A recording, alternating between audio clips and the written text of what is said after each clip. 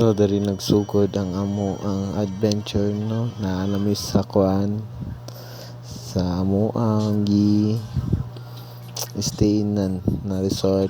So dari mi nagpalipas og gabi kay gamay relax gamay kay ugma magpadayon namin sa mga rides kay amin na struggle lisod kayo ng mga dalan di ay wala mi kabalo na inato na dalan ang among agian.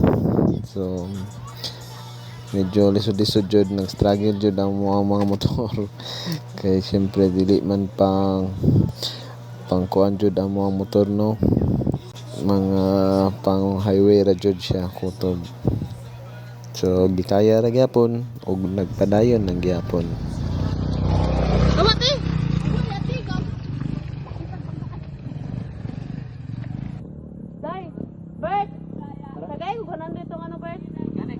No choice kami kundi umano na lang jud ug agian na lang jud ang dapat agian. So kapoy guys ug luya na mo mga lawas diri na panahon. So amo lang ani na matagaan mi og kusog ni Lord gitagaan gyapon mi og kusog sa para sa pagpadayon namo. Grabe pahirap guys.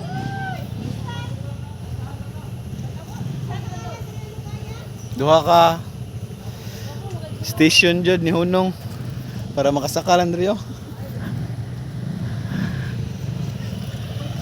Hirap ng buhay. Sige, rides pa. Rides pa, tol. Sige, rides pa.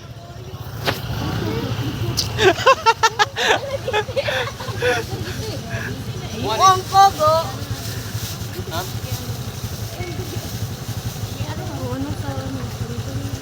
Easy daw. Tadat. Haud kayo amigo. Kani mo daw uncle haud kayo. Kanina mga oras na nakasakal mi ani tanan. So lapok jud kayo mi tanan among tiil among motor kapoy jud og kani na sinanay na ni-adopt sa mua ni ato og tubig na thank you sa tubig na magihatag diri magpadayon na pud mi og rides no para makaabot dito sa akong sa auntie sa akong amiga kay para dito mi mo relax.